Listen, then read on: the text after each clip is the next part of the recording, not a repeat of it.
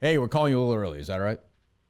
Yeah, that's fine. That's fine. Okay. I didn't want to bother you during your Olympic live tweeting, but so you No, said. it's all right. No, we're good. We're good. We're good. What led to the? This, of course, is Jeff D Lowe, who is the not? Are you the commissioner? Or are you not the creator? What is your title? Executive producer? Like the really douchey title is commissioner, but yeah, executive producer and host. Okay. And professional crier. Yeah. Yes. Yeah. Hold on one second. This is just too loud.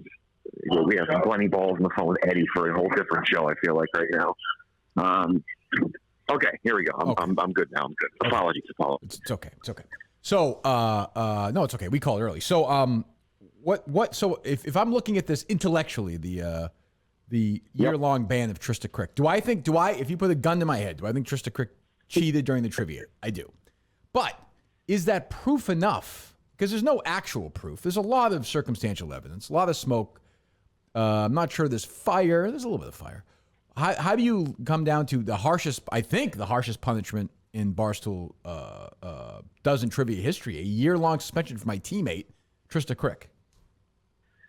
A lot of it was, there's Captain Cons, there's White Sox Dave, Smitty, but Smitty didn't cheat in my eyes. That was a very bitter Brandon Walker in episode 2, and I love Brandon. Casey? That was what that was. Yeah, I'm on the fence about the Casey thing. But for me, it's a sentence. Like if you get caught cheating or you're accused of cheating, at least pretend like you give a fuck about being on the show and don't make it about yourself and like you're going to grandstand my show. Because like when push comes to shove, like we can do the commissioner thing and the logos and all that stuff.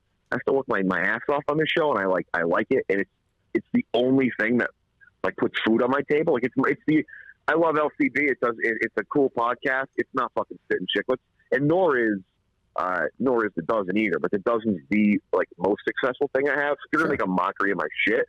Like I didn't feel like she like actually gave a fuck about the show, and that really bothered me. When I talked to you on the phone the other day, though, I thought my concern was by doing this. I mean, you are giving her, exactly. She doesn't really, I don't think, care if she did trivia all year. You're kind of giving her exactly what she wants. I think, but I don't know. I actually think she'd rather come back. That was my read was that she'd rather come back and like either do that again or like have a lucky performance or and then make it like that. Just that doesn't sit with me. Okay, it doesn't sit well with me. Okay, at all. So yeah. So was there any thought of? So if you believe that she cheated, then you would then believe that Smitty's team and Glennie and Tommy won the match the other day. Was there ever talk of taking the win away from Team Minihane?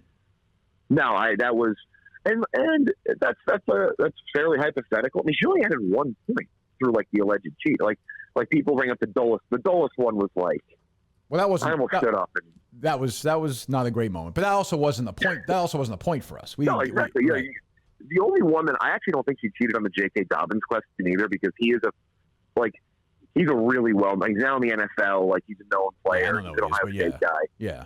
Yeah, like I wasn't blown away by that. Really, it was only the Hubbard one. So at that point, it's what? It goes to overtime. And also, if we were doing that, I got to strip away multiple wins from Captain Khan's team.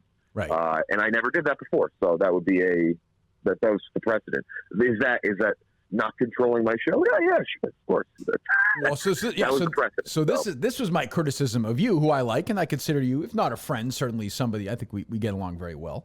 I considered you a friend, but that's okay. Yep. I consider you a friend as well, Jeff. Then fine, I appreciate that. Thank you. I think this is, you've got to figure out some system where, or maybe I'm just a pie in the sky, and given there are people like me and Brandon Walker in the league who are always going to accuse people of stuff, maybe it's just impossible to stop the accusations, but there has to be some system where it can't happen as often if it does, or you just let them. Because there's the other crowd, like the Big Cat, the Big Cat crowd is like, let it be like steroids in '99. Let it go crazy. It has to be, I think, one way or another. There must be some way to legislate these people. I'm not sure. But I don't know how you do that. How you do that on some trivia thing on all over the country. You need villains. You need bad guys. But like that was, no, they're not. They're not doing it anymore. I would say like you could fill in like the heel role, but like the Yak were villains.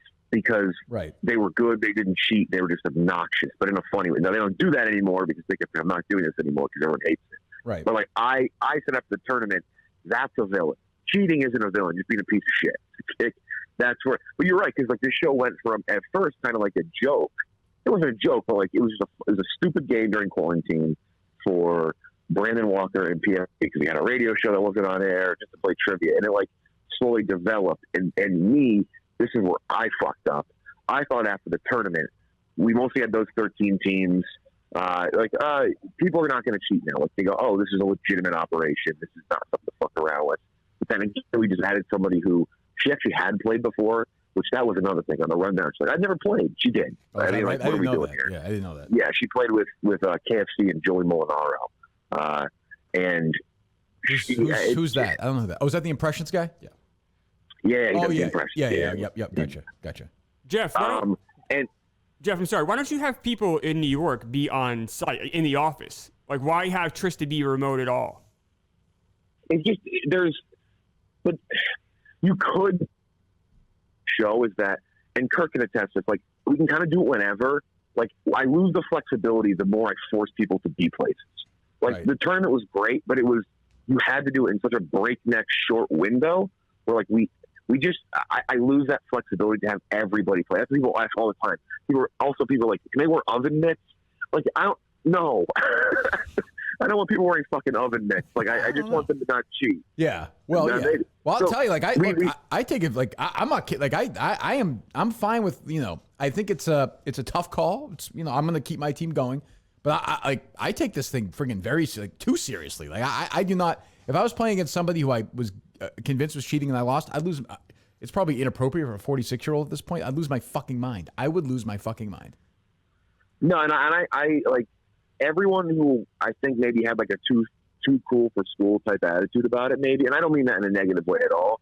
I think it was very clear after the tournament that everybody took it seriously. Yeah. I think it was like too seriously. Like, so what? Yeah. But I like that. I fucking love that. That's amazing to me. Like, I'm gonna bitch and moan because that's what I do because I don't know. That's just who I am. A fucking cry or whatever. But like, I love that. I love people taking it seriously.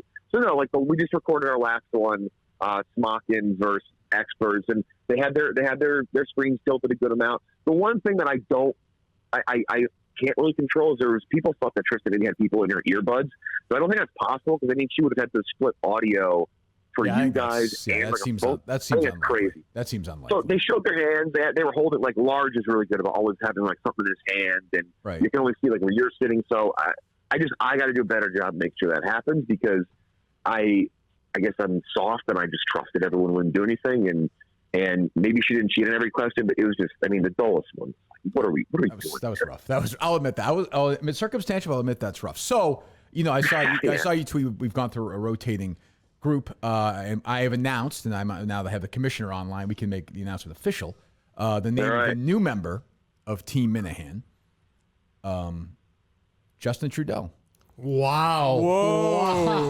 Was considered, and then I thought just wouldn't be appropriate for the team.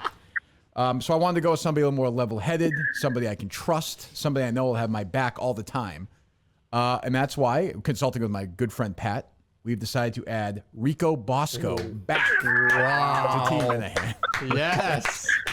What a moment. Which, again, I can't stress enough, Jeff. I texted. Do you want a little backstory on this or no? I'll give you a little backstory if you want it, Jeff. Okay. Yeah. I bet you haven't listened to the Dave Portnoy show yet this morning. I saw the tweets okay. So I'm first texting with Pat. First of all, like I didn't know Pat very well. He's a great guy. Pat. Yeah, I love Pat. Yeah. Which is my producer. Where's the back and forth with? Here it is. Okay, so I said, I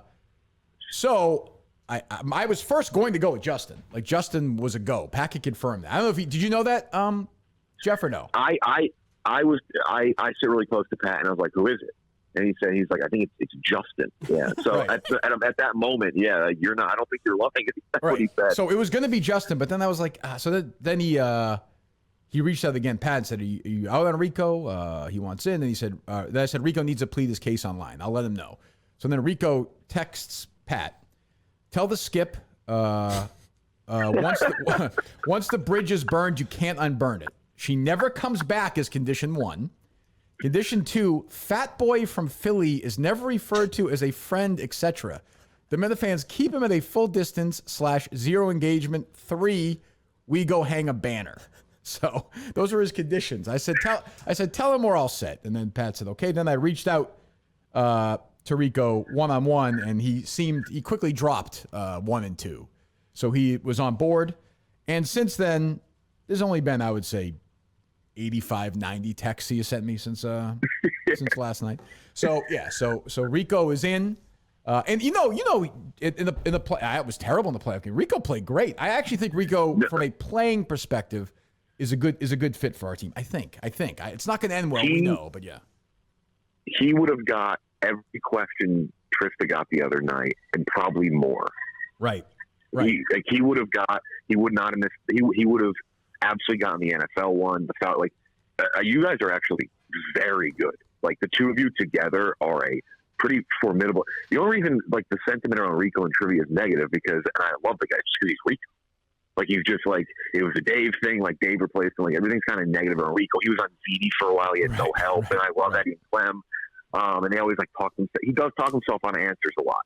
Yes. And I feel like you're as unbiased host. I think you are sometimes a little too open to suggestions on the show because you're typically pretty fucking solid on, like, when you got an idea on something. Like, I think you're usually pretty right on it. Right. But you guys can lock that. I mean, you're pretty. Pat has joked. He's like, I may not speak. Right. It's true. But you need like a solid, guy who's not going to lose his mind. Pat's like the quiet. I like him as a quiet rock of the team between me and Rico. I think he's going to be the guy, sort of the conciliary. He's going to bridge peace between us. But I think it'll last 3 weeks is my guess. I would say 3 weeks, which would be good. 3 matches that'd be huge. Yeah. When do we? Do you have any idea when we're lined up next? Out of curiosity, or no? No. So I have to announce these new teams. So there were a couple new teams. There's going to be a couple shakeups, I think, for new teams. Okay. Also, new teams are going to.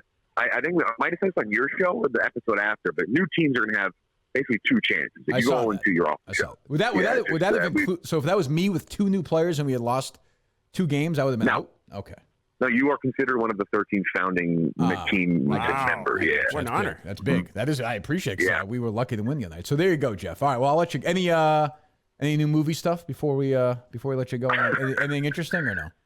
Did you and I talk about the Woodstock 99 documentary? I haven't seen it yet. Chris, did you see it? I have not seen it yet. It's not my, now watching these, this is not my era. I'll watch it. I think our buddy Stephen Hyde is in it a lot, right? So was it good or not? I saw a couple people say it was not great. Some said it was good.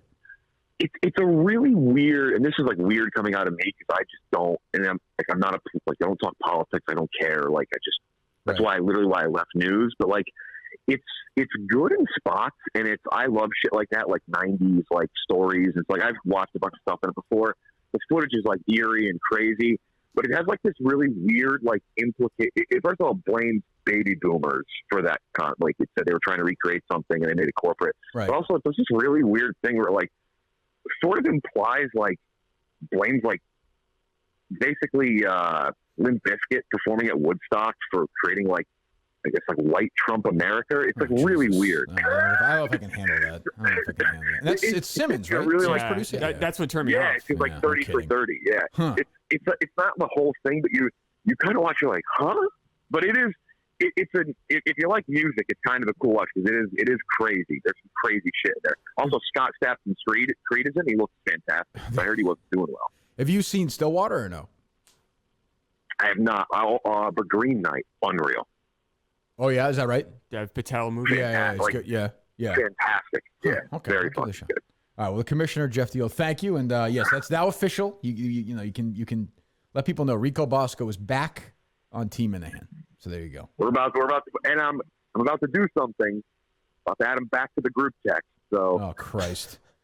Well, fuck. Well, all right. That seems fair. But I'll tell you, a very power move by Jeff Lowe, by the way. Immediately removed Trysta Krick from the.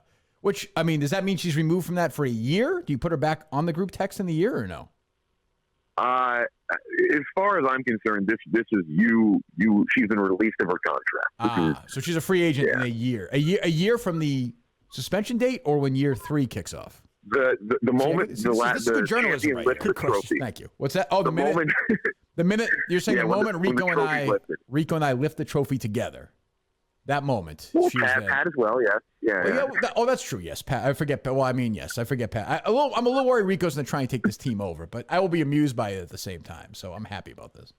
You're the captain. You're the captain of the team. So We'll see. We'll see. This is a big test of his loyalty. All right, Jeff. I'll talk to you. Yes. Thanks, guys. All right, thanks, buddy. See you.